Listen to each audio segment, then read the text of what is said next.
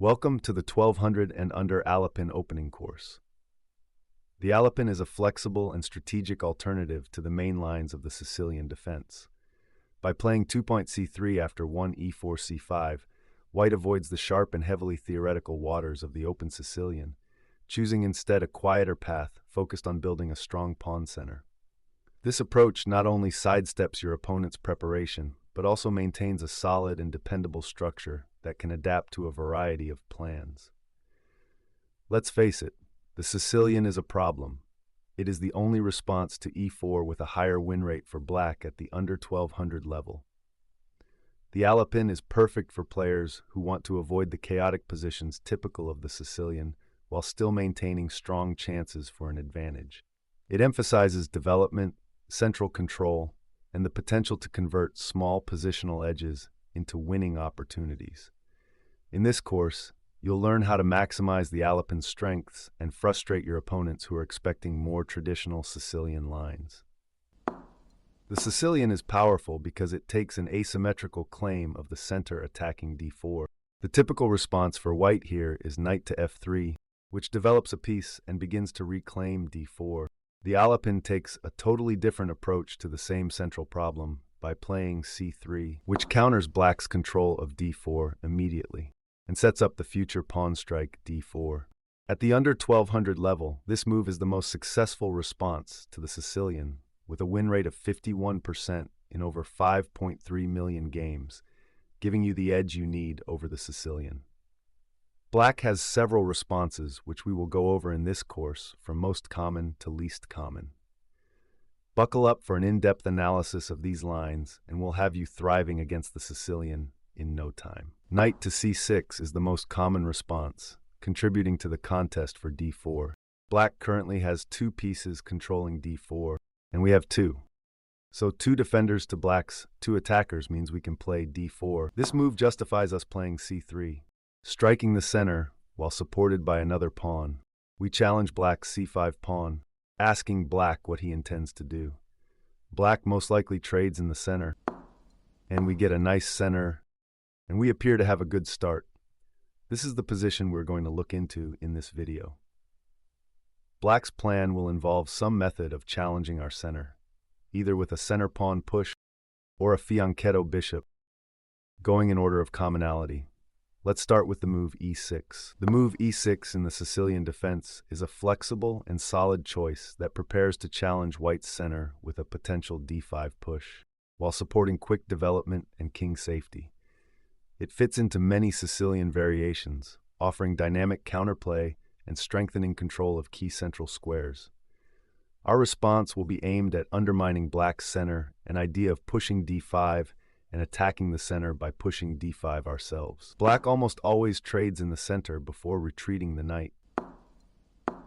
One common response is to retreat the knight to e7, a terrible mistake because it allows us to push d6, which devastates black's chances for development and central expansion. The d6 pawn will be a thorn for a long while.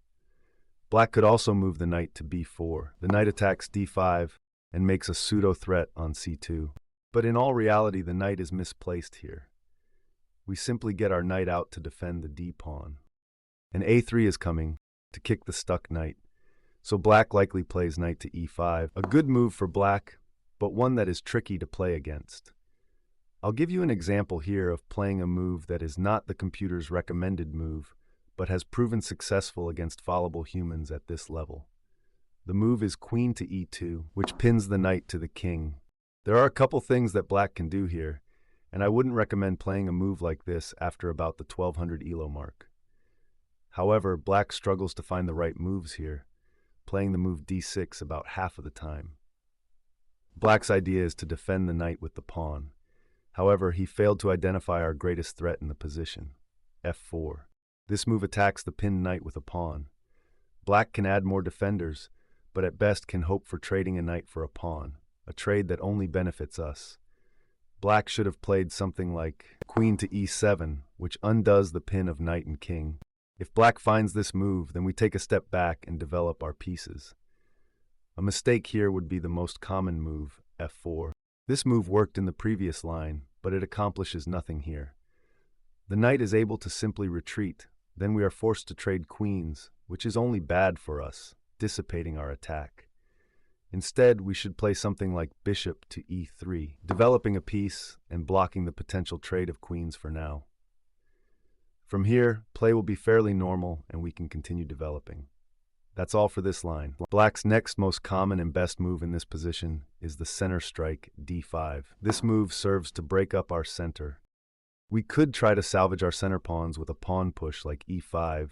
However, this move is passive and there is a more aggressive and forcing line which keeps us in control with the initiative. Taking in the center all but forces the queen to come out, which is a line we can prepare for. It's important to not get greedy with the habitual move of knight to c3. Notice black has 2 attackers on our d-pawn, and we only have 1 defender.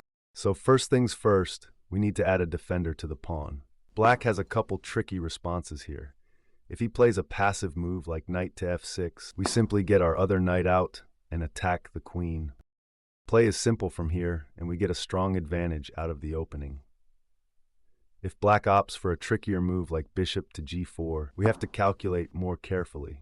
It turns out we can still play knight to c3. We reach a very complex position with some very exciting lines. Black has only one path to escape a losing position. We'll start there with his most forcing move. Bishop takes knight, black attacks our queen. But our simplest response is to ignore the threat and trade queens, allowing our knight to get into a good forking position, where we can get back lost material. Again, this is black's only path out, and there's a solid chance he will make a mistake. The most common of which being queen to d8, with the idea of just playing it safe and getting the queen back home. However, we have the deadly move d5. This move is deadly because it kicks the knight off the light diagonal, a crucial diagonal for black right now, because the king is completely surrounded, with the only infiltration point being that diagonal. Black must retreat the knight. And we get in, black is forced to retreat the bishop. We retreat our queen with a threat. And black is completely on his heels with all of his pieces on the 7th or 8th rank. A sad position to be in. Let's go over one more mistake. Though black has several common moves here, most of which have strong refutations. Black commonly retreats the queen with check, hoping to buy time. We simply block the check. We do so with the dark squared bishop so that our queen is still able to respond to bishop takes knight.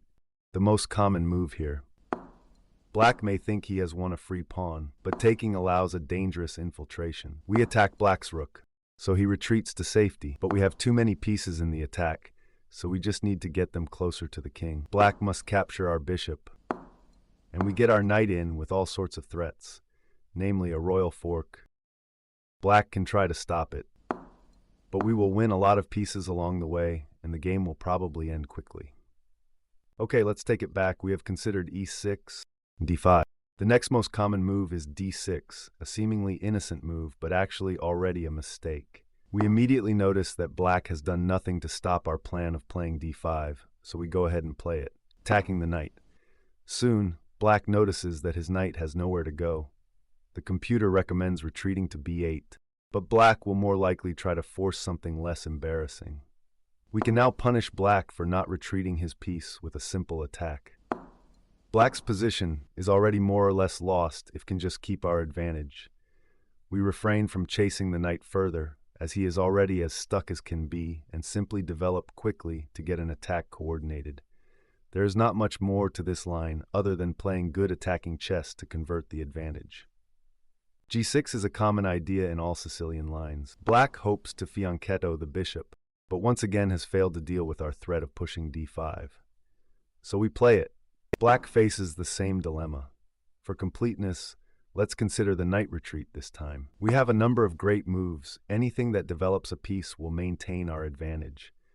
The best move is somewhat difficult to find, but it's the only move that comes with an immediate threat. Queen to d5 attacks the rook. Black can't block with the bishop, so he'll play knight to f6. But with black's weak center, we can punish this move as well with the e5 pawn push. Black is once again forced to retreat the knight, and now you are tempted to play the move e6, but this is weak. Black can simply push f6 or get his knight out again, and our advantage dissipates. If we simply develop a piece instead, we are able to maintain such a strong center. Black is unable to get his knights out, and must first knock down our center before being able to develop. We will be able to get our pieces out in the meantime and be several steps ahead by the time Black gets back on his feet. Again, there is not much more to this line other than playing good attacking chess to convert the advantage.